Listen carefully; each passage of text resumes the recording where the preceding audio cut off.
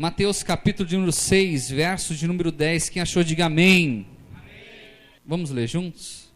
Mateus 6, 10 diz assim: venha o teu reino, seja feita a tua vontade, assim na terra como nos céus. Vamos de novo?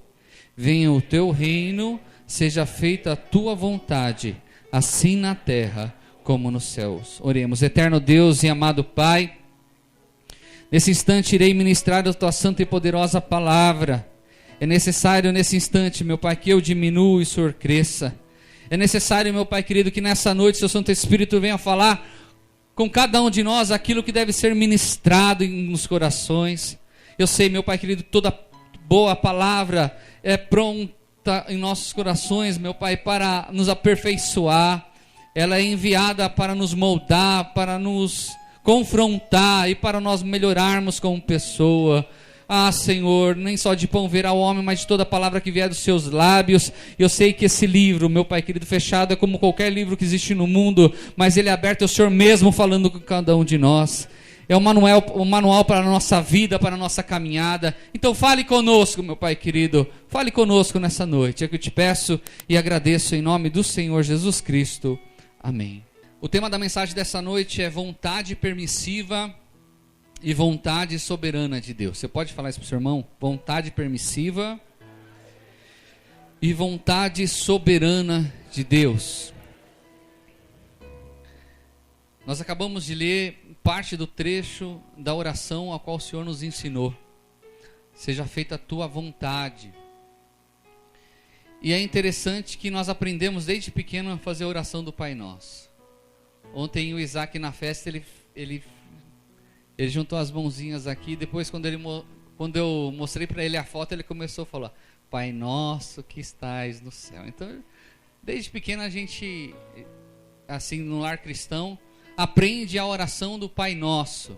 E nada mais lindo do que a oração do Pai Nosso. E quando Jesus, ele nos ensina a nós falarmos ao Pai, essa parte da oração: venha o teu reino, seja feita a tua vontade, assim na terra como nos céus. Mas será que tem sido assim? Será que sempre a gente coloca Deus em primeiro lugar quando nós vamos tomar algumas atitudes na nossa vida? Será que a gente pede: Senhor, a minha vontade é essa, mas seja feita a tua vontade? Ou a gente tem tomado uns outros caminhos? Nós fazemos e depois a gente pergunta para Deus se era para ter feito. Existe a vontade permissiva de Deus. E existe essa vontade soberana do Pai. E muitas vezes nós indagamos a Deus quando a gente toma uma atitude, e a gente se dá mal naquela atitude que nós tomamos, e ainda a gente vem, indagamos a Deus porque Deus permitiu que aquilo acontecesse na nossa vida. Eu acho que você já teve essa experiência com você mesmo e com outras pessoas, de estarem passando por momentos difíceis em sua vida e estar culpando a Deus por aquilo que está acontecendo. Já aconteceu isso com você? Já aconteceu, você já ouviu isso de pessoas, de estar passando por problemas dificílimos em suas vidas e estar revoltada com Deus? E colocamos em Deus as nossas frustrações. Nós esquecemos de algo que o Senhor nos deixou, que se chama livre-arbítrio. Deus deu a todos nós o livre-arbítrio. Pastor Alcova, o que é o livre-arbítrio? O livre-arbítrio é a escolha que o Senhor nos deixou de nós tomarmos em todas as situações de nossas vidas. Tem aquela velha história, né, que o pastor dormiu, sonhou, e ele viu Satanás lá no canto chorando e se pranteando. E aí foram perguntar: mas seu capeta, por que tanto choro? Por que tantas lágrimas? Aí ele falou: tudo é eu, tudo é eu, tudo é eu. Muitas vezes nós colocamos as culpas nas outras pessoas, e colocamos a culpa justamente de Satanás porque ele tem a costa larga. Se é culpa de alguém, vamos culpar alguém que está cheio de culpa por aí. E muitas vezes nós não olhamos para dentro de nós. O problema sou eu. São as minhas decisões que foram tomadas erradas, por isso que eu estou sofrendo essas devidas consequências. Isso se chama livre-arbítrio. Fala assim, livre-arbítrio. Pois é. Então vamos primeiro subtema dessa mensagem. A vontade permissiva de Deus. Significa consentimento divino permitido pelo livre-arbítrio, dado a todos seres humanos. Existem alguns casos clássicos dentro da palavra de Deus. E eu amo muito a palavra de Deus, porque a palavra de Deus, ela não somente fala as virtudes dos homens de Deus, mas falam também os seus defeitos. A palavra fala que Davi, ele foi segundo o coração de Deus. Quem quer ser segundo o coração de Deus aqui? Só que a palavra de Deus não esconde o adultério que ele cometeu com Betsema. Abraão foi o pai da fé, mas ele também não omite quando ele mentiu falando que Saraí não era sua esposa, era sua... E na realidade era meia verdade, né? Mas o lindo da palavra de Deus é que ela não omite as falhas dos homens. E Deus colocou à prova esse livre-arbítrio para muitos personagens bíblicos. E eles tomaram as atitudes mediante o teu querer. Quer ver um caso? Adão e Eva. Foi permitido de eles usufruírem de todo o jardim do Éden, daquele paraíso. A única coisa que eles tinham que ficar longe era a árvore, o fruto da árvore do bem e do mal. Tá certo que a serpente, Satanás, ludibriou a mulher. E ela acabou comendo o fruto, incentivou Adão também a comer o fruto. Tudo bem que eles foram influenciados pelo mal, mas eles tinham o livre-arbítrio de ouvir ou não ouvir. Então essa história, meu irmão, ah, pastor, eu pequei porque a carne é fraca. Aí diz o pastor que pecado não é vitamina para a carne de ninguém, né? Ah, pastor, é que Satanás é tão furioso contra a minha vida que eu não consegui escapar. Esse é o caminho da destruição, porque nós não reconhecemos que o erro é nosso. Fui eu que errei. O que aconteceu com Adão e Eva? O Senhor falou que eles morreriam, não fisicamente, mas espiritualmente. Eles foram expulsos do paraíso. E hoje eu e você, nós sofremos as consequências de um pecado feito há milhões de anos atrás. Quer ver outros casos que nós temos dentro da palavra de Deus? Por que não falar de Caim e Abel? Caim matou Abel. Por quê? Por inveja. Abra comigo em Gênesis capítulo número 4, verso de número 7. Depois nós vamos ler Gênesis 4, verso de número 11. Caim e Abel. Gênesis 4, verso de número 7. Diz assim: se bem fizeres, não é certo que serás aceito? E se não fizeres bem, olha lá, o pecado jaz à porta, e sobre ti será o seu desejo, mas sobre ele deves dominar. Quando Deus viu o semblante caído de Caim pelo Senhor não ter recebido a oferta dele, o Senhor ainda deu um aviso a Caim: se bem fizeres, não é certo que serás aceito. Ou seja, Caim, cai a ficha, você errou, a sua oferta não foi o seu melhor, por isso que eu não recebi. Então sossega o facho. Abel não, Abel deu do melhor que ele tinha para mim. Só que a inveja entrou dentro do coração de Caim e ele matou o seu irmão Abel. Gênesis 4, verso 11. A consequência de uma atitude, preste atenção, a consequência de uma atitude tomada errada. Ele teve o livre-arbítrio de fazer o que ele bem queria. Ele tomou o caminho errado. Foi a vontade permissiva de Deus. Olha o que aconteceu. A consequência, Gênesis 4:11. E agora, maldito és tu desde a terra, que abriu a sua boca para receber da tua mão o sangue do teu irmão. Nós temos que ter a consciência que toda ação existe uma reação. Todas as vezes que nós tomamos uma atitude que não é conforme a vontade de Deus, nós sofreremos as suas devidas consequências. Às vezes não é no dia seguinte, mas é lá na frente. Tomamos atitudes erradas muitas vezes na criação do nosso filho. Tomamos atitudes erradas dentro do nosso trabalho. Tomamos decisões erradas no meio da nossa família. E lá na frente a gente chora porque nós tomamos aquela atitude sem a direção de Deus. Deus nos deu o livre-arbítrio, meu irmão. E essa palavra é um manual para nós tomarmos as decisões certas da nossa vida. Saiba disso. Todas as vezes que eu e você fugimos dessa palavra, nós sofreremos as suas devidas consequências. Caso de Jonas. Jonas, tu vai até Nínive pregar para este povo.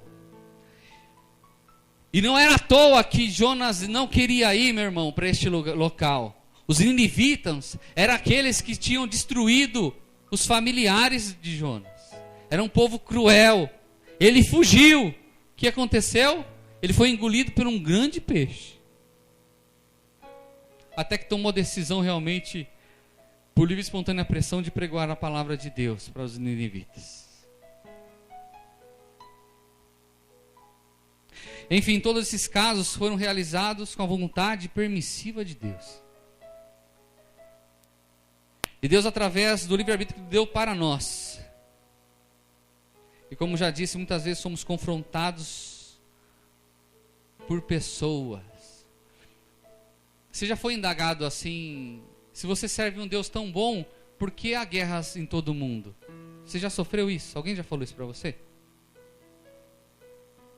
Você está falando que esse Deus é um Deus tão bom, tão misericordioso, por que tanta guerra, por que tanta violência? Por que tanto pai matando filho, filho matando pai? Quanta prostituição, homossexualismo em abundância. Por que de tudo isso? Ana Graham, filha do grande pastor chamado Billy Graham. Quem conhece Billy Graham aqui?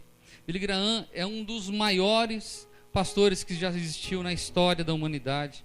É um grande pastor americano. Através da vida dele, milhares de pessoas se achegaram a Deus.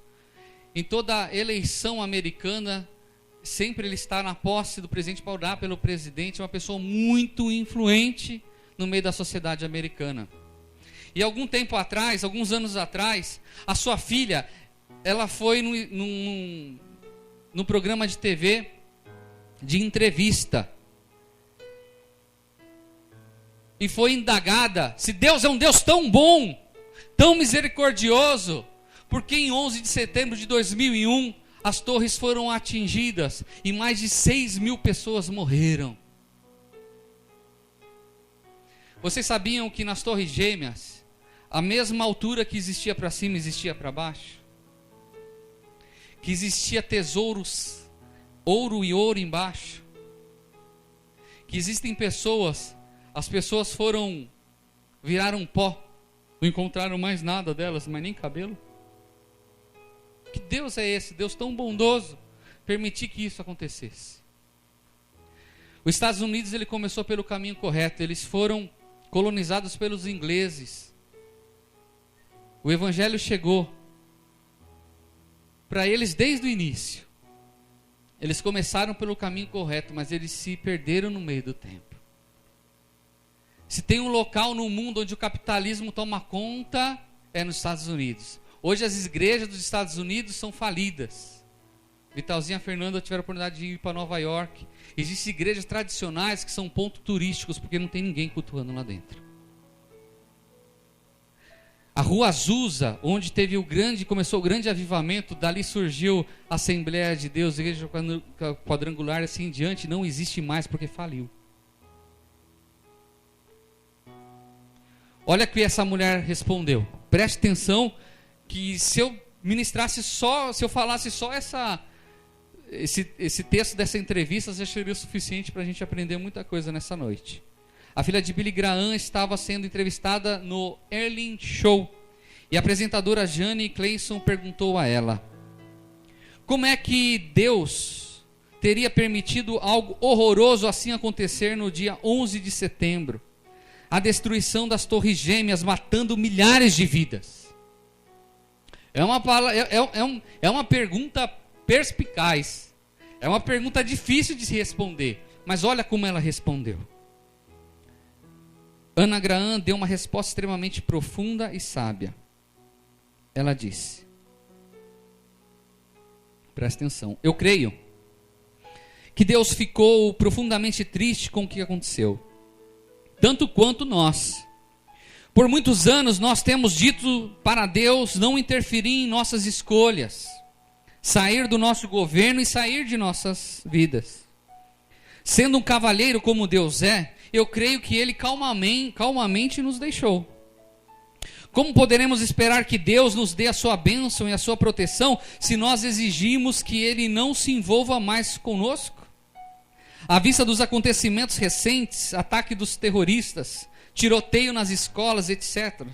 Eu creio que tudo começou desde que Madeleine Murray O'Ryan foi assassinada e seu corpo encontrado recentemente, se queixou de que era impróprio se fazer oração nas escolas americanas, como se fazia tradicionalmente, e nós concordamos com a sua opinião. Depois disso, alguém disse que seria melhor também não ler mais a Bíblia nas escolas. A Bíblia que nos ensina que não devemos matar, não devemos roubar, e devemos amar o nosso próximo como a nós próprios, e nós concordamos. Logo depois, o Dr. Benjamin Spock disse que não deveríamos bater em nossos filhos quando eles se comportassem mal, porque suas personalidades e informação ficariam distorcidas e poderíamos prejudicar sua autoestima. O filho do Dr. Spock cometeu suicídio. E nós dissemos, um perito nesse assunto deve saber o que está falando, e então concordamos com ele. Depois, alguém disse que os professores e diretores das escolas não deveriam disciplinar os nossos filhos quando eles se comportassem mal. Os administradores escolares então decidiram que nenhum professor em suas escolas deveria tocar em um aluno quando se comportasse mal, porque não queriam publicidade negativa e não queriam ser processados. Há uma grande diferença entre disciplinar e tocar, bater, dar socos, humilhar e chutar, etc. E nós concordamos com tudo. Aí alguém sugeriu que deveríamos deixar que os nossos filhos fizessem aborto, e se elas assim o quisessem, e que nem precisariam contar para os pais. E nós aceitamos essa sugestão sem ao menos questioná-la. Em seguida, algum membro da mesa administrativa escolar, muito sabido, disse que, como rapazes, serão sempre rapazes, e como homens iriam acabar fazendo o inevitável, que então deveríamos dar aos nossos filhos tantas camisinhas quanto elas quisessem, para que eles pudessem se divertir à vontade, e que nem precisaríamos dizer aos seus pais que eles as tivessem obtido na escola. E nós dissemos, está bem. Depois, alguns dos nossos oficiais eleitos mais importantes disseram que não teria importância alguma o que nós fizéssemos em nossas privacidades, desde que estivéssemos cumprindo com os nossos deveres. Concordamos com eles. Dissemos que para nós não faria qualquer diferença a que uma pessoa fizesse em particular, incluindo o nosso presidente da república, desde que o nosso emprego fosse mantido e a nossa economia ficasse equilibrada. Então alguém sugeriu que imprimíssemos revistas com fotografias de mulheres nuas e disséssemos que isso é uma coisa sadia e uma apreciação natural da beleza do corpo feminino. E nós também concordamos. Depois uma outra pessoa levou isso a um passo mais adiante, publicou fotos de crianças nuas e foi mais além disso ainda, colocando-as à disposição da internet. E nós dissemos, está bem, isso é democracia, e eles têm direito de ter a liberdade de expressar e fazer isso. A indústria do entretenimento então disse, vamos fazer shows de TV e filmes que promovam profanação, violência e sexo ilícito. Vamos gravar músicas que estimulem estupro, drogas, assassino, suicídio e temas satânicos. E nós dissemos, isso é apenas diversão e não produz qualquer efeito prejudicial. Ninguém leva isso a sério mesmo, então que façam isso. Agora, nós estamos nos perguntando por que nossos filhos não têm consciência e por que não sabem distinguir entre o bem e o mal, o certo e o errado. Por que não lhes incomoda matar pessoas estranhas ou seus próprios colegas de classe ou a si próprios? Provavelmente, se nós analisarmos tudo isso seriamente, iremos facilmente compreender que nós colhemos exatamente aquilo que semeamos. Se uma menina escrevesse um bilhetinho para Deus dizendo, Senhor, por que não salvastes aquela criança na escola? A resposta dele seria, querida criança, não me deixo entrar nas escolas do seu Deus. É triste como as pessoas simplesmente culpam Deus e não entendem porque o mundo está indo a passos largos para o inferno. É triste como cremos em tudo que os jornais e a TV dizem, mas duvidamos do que a Bíblia nos diz. Isso é triste como todo mundo quer ir para o céu, desde que não precise crer, nem pensar ou dizer qualquer coisa que a Bíblia ensina. É triste como alguém diz, eu creio em Deus, mas ainda assim segue a Satanás, que por sinal também crê em Deus. É engraçado como somos rápidos para julgar, mas não queremos ser julgados. Como podemos enviar centenas de piadas por e-mail, e elas se espalham como fogo.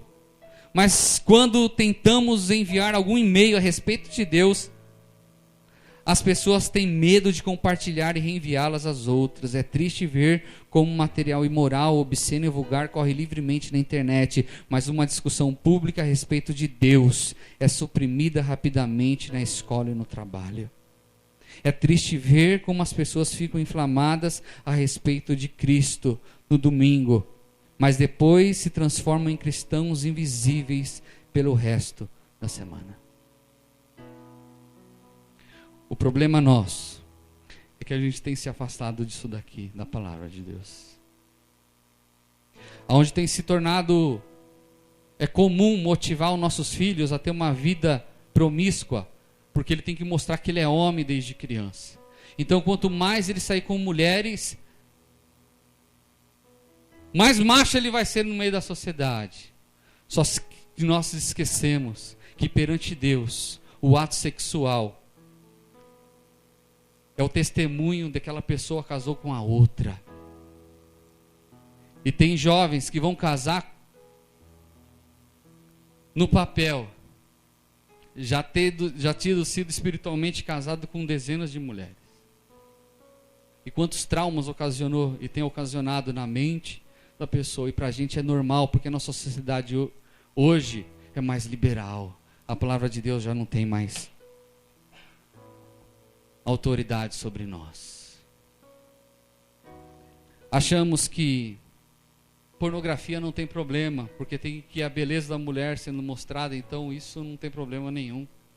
Que programas de TV nós podemos ver à vontade, porque nada mais é do que entretenimento, então ver um Big Brother e assim por diante é normal. Ver novela é uma coisa natural, pode se ver, dentro do lar tem que chegar.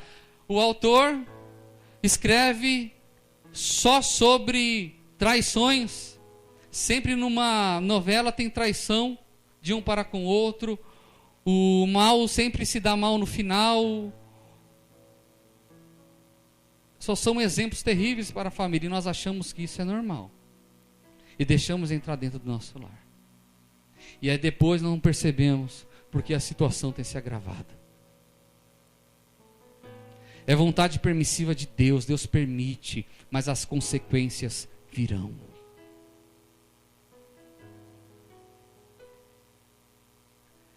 E tem algumas atitudes que nós tomamos na nossa vida, que nós buscamos em Deus e dobramos nosso joelho e oramos.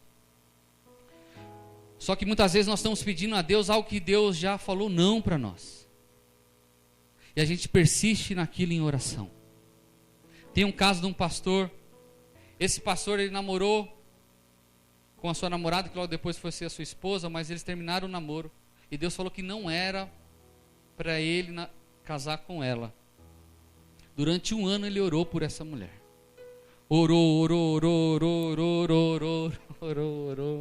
Orou. Passado um ano ela terminou o namoro, voltou para ele e se casaram. Pensa num casal tribulado. O que esse pastor sofreu foi terrível. E algum tempo atrás, com 3 filhos, ela o abandonou, traiu com um rapaz da empresa e levou esse rapaz da empresa para dentro da casa dele com os filhos. Ele se revoltou. Ele está fora dos caminhos do Senhor. Deus falou que não era. Falta de nós, meus irmãos, dobrar o nosso joelho e pedir algo que nós queremos para Deus. E não se esquecer de falar: Senhor, mas antes seja feito a tua vontade. Existe a vontade soberana de Deus. Que é essa vontade que nós temos que pedir todos os dias. E essa vontade se dá pela ação do Espírito Santo na nossa vida. Todo dia nós temos que decidir alguma coisa da nossa vida. Seja a nível profissional, familiar, sentimental e assim por diante. Todos os dias nós temos que fazer isso. Mas será que nós temos comunhão com o Espírito Santo para ouvir Ele falar conosco? Sabe por que nós não temos? Porque falta-nos uma vida de oração ao Senhor. Falta nós nos entregarmos para Ele, falta nós dobrarmos nosso joelho, falta nós lermos a palavra de Deus, falta nos aprofundarmos dentro da doutrina do Pai. Não é errado, meus irmãos, ter alguma dificuldade e alguma decisão que você tem que tomar, se aconselhar com um pastor, com algum líder, isso não é errado. Mas nós não podemos colocar as nossas culpas em cima dos tais. O que acontece muito é que as pessoas veem o pastor como oráculo. O que ele falou está falado. É injusto isso, porque a decisão tem que ser nossa. Eu tenho que assumir os meus erros. Pastor, minha vontade é fazer tal. O que você acha? Eu acho que não deve fazer isso por causa disso. Mas eu vou fazer. Se der mal, meus irmãos, não coloca a culpa em ninguém. Coloca a culpa em você. Existem características dos homens que tomam as decisões certas. E uma delas é ter uma vida no altar de Deus. O que é aqui em cima é aí fora. O que é aqui em cima é no trabalho. O que é aqui em cima é no meio da família. Ele é diferente. E certamente tudo que ele faz prospera. E aonde ele coloca a planta dos pés e as mãos dele prospera. Porque ele ouve a voz de Deus. Nunca, jamais se tome uma decisão quando você estiver extremamente triste, porque você vai se decepcionar. Tem um caso que o camarada foi, conhece um amigo meu, que foi se divorciar. E ele falou: não, eu errei, eu não quero nada, eu não gosto, eu não sou apegado à vida financeira e eu não quero nada do nosso apartamento, vou deixar tudo para ela. Aí eu chamei algumas vezes e a última vez eu falei assim: fulano, não faça isso. Eu vou ser duro com você, mas ouça. Tu errou, mas eu sei o quanto você trabalhou para você ter esse bem. Não faça isso porque você vai se arrepender. Você está extremamente triste. Você está caído agora, sentindo culpado. E você vai tomar a decisão errada. Daqui a pouco ela vai arrumar o Ricardão e vai pôr dentro do apartamento. Você vai se dar mal. Eu dei um prazo de 2 meses. Deu 2 semanas. Sabe o que eu tive que fazer? Intermediar. Eu intermediei e parte do dinheiro ela acabou devolvendo para ele. Não decide nada quando você estiver extremamente feliz e alegre também. Porque aí você oferece o que você não tem. Tem um irmão que frequentou a igreja onde eu pastoreei um tempo. E ele foi uma pessoa muito rica, de ter dezenas de apartamentos. Ele fechava lotes assim de terrenos gigantes e fracionava e vendia muito dinheiro. E ele disse que uma vez ele estava tão bêbado numa boate que ele deu um apartamento para o gerente dele. Eu dou um apartamento para você. Ele chegou numa situação onde ele não tinha onde morar. E a filha dele também não tinha. A filha dele sempre cobrava dele, que ele havia dado um apartamento para um gerente e ela não tinha onde ficar. Por que não falar de Herodias? A sua filha dançou na presença do rei Herodes. E Herodes ficou tão surpreendido pela beleza daquela mulher, pela sua sensualidade, e falou: olha, até metade do meu reino eu lhe dou se você me pedir. E ela, sendo instruída pela mãe, a mãe tinha uma raiva de João Batista, porque João Batista falou que era ilícito aquele relacionamento. Ela pediu: então, Herodes, eu quero que você traga a cabeça de João Batista na bandeja para mim. E aí ele não tinha como voltar atrás e fez o que fez. Nunca tome atitude quando você estiver extremamente feliz ou extremamente triste. Decisões a serem tomadas na nossa vida têm que ser conscientes e debaixo de oração. Se você tem algumas coisas para decidir na sua vida, calma, espera. E aquele dito popular que para nós fazermos o que o coração está falando é mentira, pois a palavra fala que o coração é enganoso mais do que todas as coisas. Às vezes a decisão correta a tomar é aquela que é contra a nossa vontade. É fácil? Não é fácil. Decisões que eu tomei em minha vida, que eu coloquei o Senhor em primeiro lugar, foram as melhores decisões da minha vida.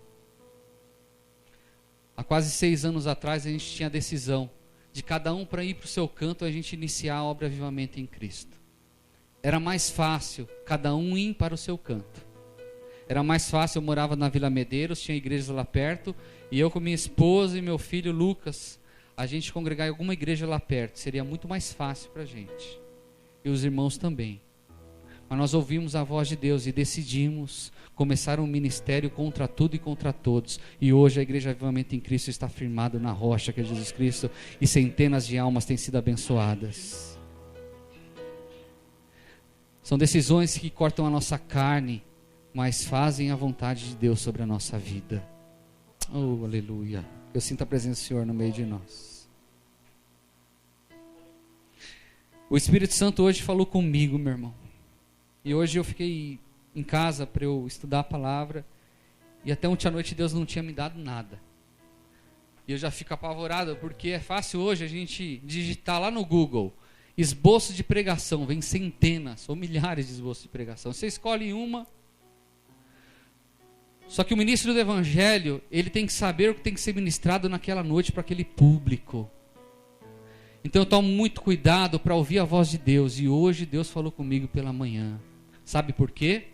Porque existem pessoas aqui nessa noite que precisam tomar decisões, estão em dúvida, e o Espírito Santo está falando: dobre o seu joelho, busque em Deus, que Deus vai te dar o discernimento certo, o caminho certo a você tomar.